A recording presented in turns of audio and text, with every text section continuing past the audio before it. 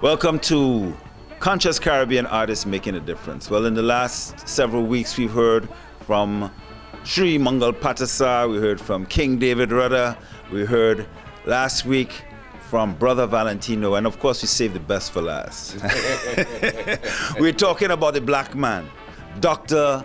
Leroy Calise, known all over Trinidad and Tobago, all over the Caribbean as the Black Stalin. What a thrill, what a pleasure, what an honor it is to speak to you, King. Felipe, nice talking to you, man. Nice talking to you. You know, it's always real beautiful that, you know, when we could just sit down and rap about, you know, in general.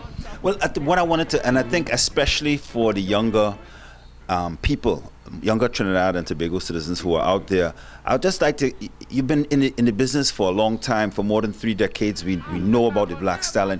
What motivated you to come out and to come with the positive, conscious messages that uplift not only African people, but all of our people, Caribbean people?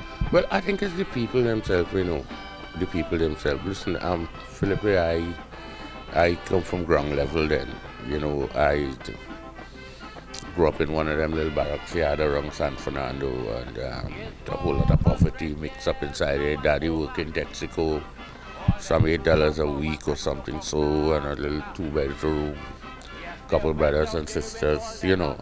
And I always wanted to maybe do something about that, not only for Black Stalin, but for the people outside there. I had the opportunity early in life. I'm meeting some great African teachers and scholars, you know, by the name Clemmy George and Roy White, and people who have been leaders, you know, in the African tradition and organizations and things, Brother Modest and these people and them. And I think, you know, they set me up.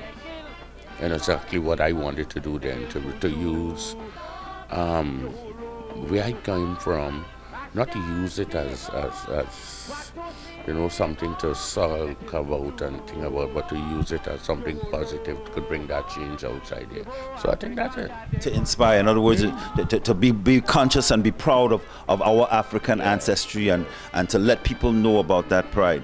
On the Calypso side now, on the soca side, I recall hearing you tell me many years ago you used to be very close to Owen Roberts, the Grandmaster Lord Kitchener. I spent a lot of years with Kitch. I spent something like 10 years with Kitch. And Kitch was able to help me how to put the Kaiso together.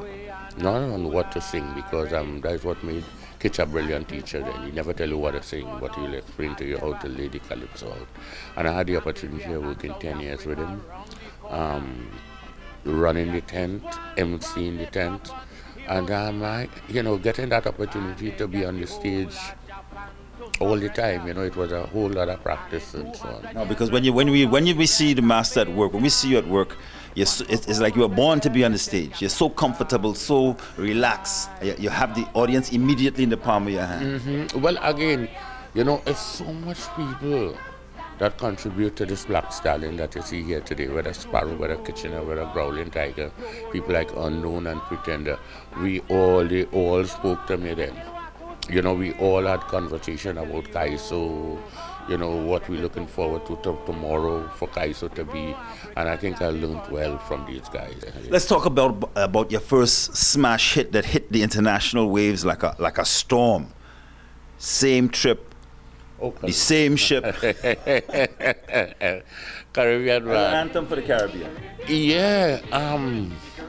You know, I was saying last week then, I got 2 jobs last week. Yeah, last month I think it was, to sing one song on a show. And that's Caribbean Man. I did it in the Caribbean Head of States meeting in Diplomatic Center to sing Caribbean Man.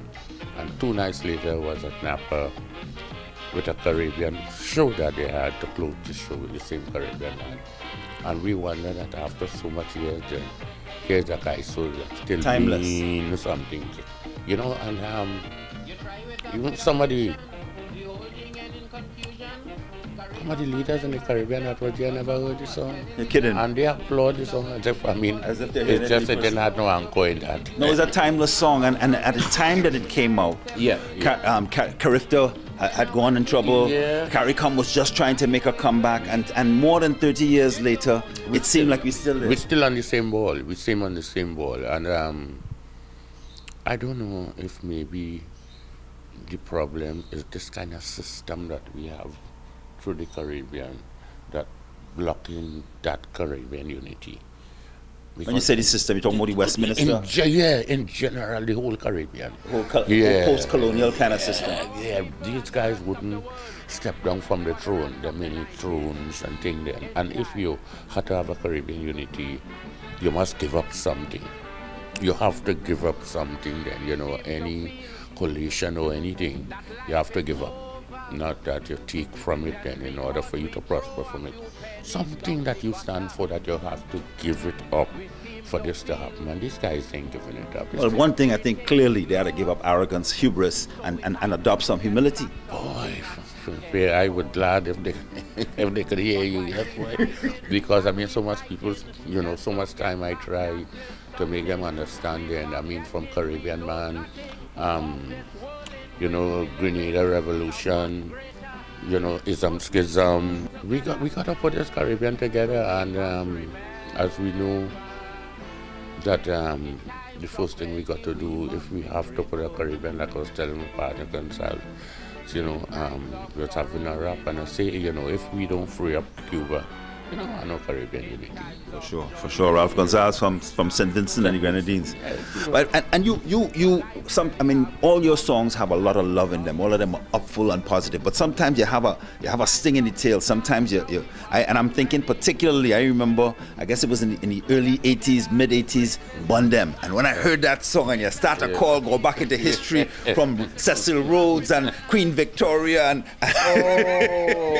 yeah. Well, again, you know, it's just like laying some of the facts out so people could understand them, what they went through, so they could look forward to a better tomorrow and plan a better tomorrow, I must say. You know, yeah, because a lot of times our youths, especially these days, are not reading our history. So by that Kaiso, in particular Bundem, forces you to go back and see who is he talking about, who is Ian Smith? Yeah, because that people didn't know. Have a whole lot of people again didn't know Ian Smith. When you come to a Black Stalin show, you shouldn't just, you should leave with a word or two to carry with you for the rest of your life. Then. Whether it's black man or not easy, we could make it if we try. Look on the bright side or your side, you know. No, and then another very powerful song, a song I've seen you do with Ella, with Bugsy. Stay Giving Praises. That's a real powerful, spiritually heights of that song.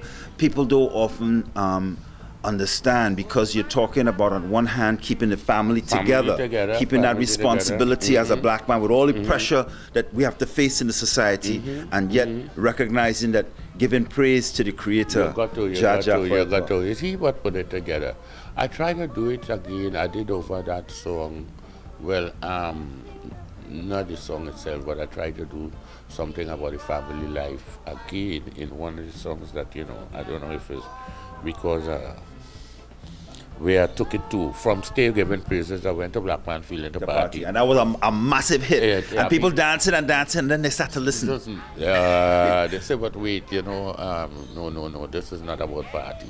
This is about family life. This is social commentary then. And after years and years, people just, you know, just love it. But it's the same thing I went after, keeping that family together. You know, I did it in No Woman No, we can't turn back now. You know, we don't make one vow, we can't turn back now. I mean, who's you can't make a mistake. Who's I can't make one too.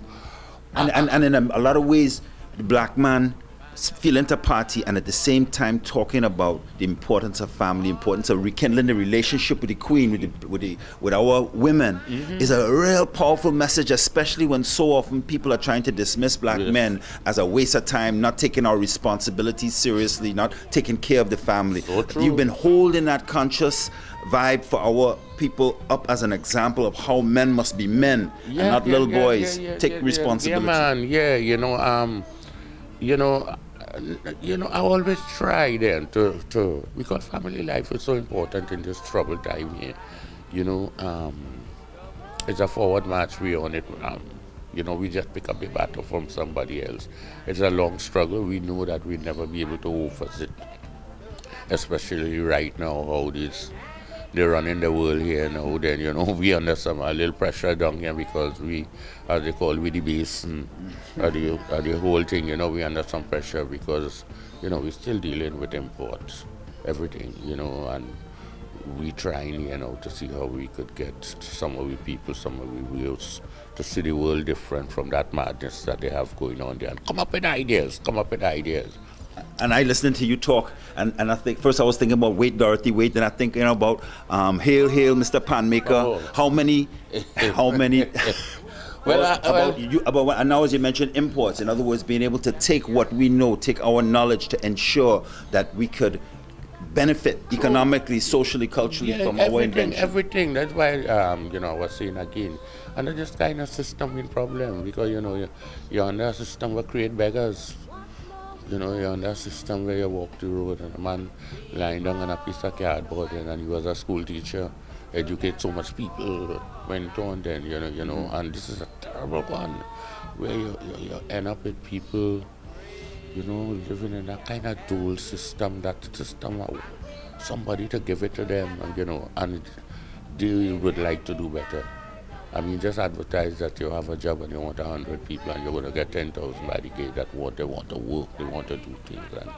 And as you're talking that, then the song that comes to my mind is Sufferers. Sufferers don't care about color.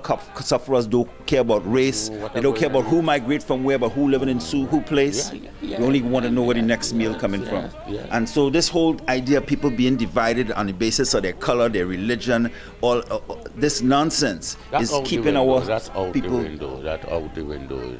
To have a man in a room right now with a little button there and he could just press it and the idea and everything, then we have no control over that. Then. It's a madness in here. It's a kind of madness in here.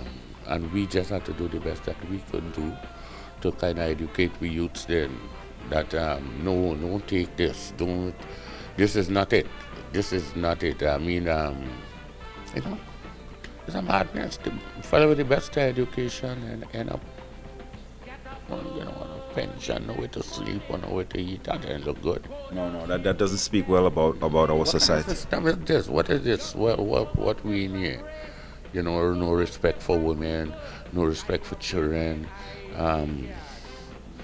You end up, people just slaughtering children. My wife was talking a few days ago. I said, well, what children do big people so? How we get here? The unity. While we find it was getting close, together the gaps start to get wider and wider. Now we go. On this question of unity, you've been on this before. I remember Wine Dan Raj, and that was, even though that was political satire commentary, people loved it. Then they started. Dan Raj, people remember Dan Raj Singh. He was big in the last period with Pandey. But Sundar, even more recent, when you spoke about Sundar, there was another embrace, a reaching out to the broader community, people who may not even normally listen to Kaiso and Soca, and recognize that really this oneness of people. Yes, you're speaking, you're singing from the perspective of a proud African, a black man. On the other hand, it is you have a message for all people, unity of all people, where we have to respect each other and get along with one another. Too much of damn dishonesty, too much of damn disunity, too much of fussing and fighting, too much of petty scrambling. We've been speaking to King Leroy Khalees, the Black Stalin, the black man. More love. You're watching Making a Difference, Conscious Caribbean Artist tonight. We're very grateful to have spoken to you, my brother. God bless you. Much love, always. Always a good to talk to you. Stay tuned. We're going to be back with Bob Marley and the Wailers. I want we all sing together. What? We could make it if we try. We could make it. Just a little harder now. If we just give one more try. One more. Don't out, man.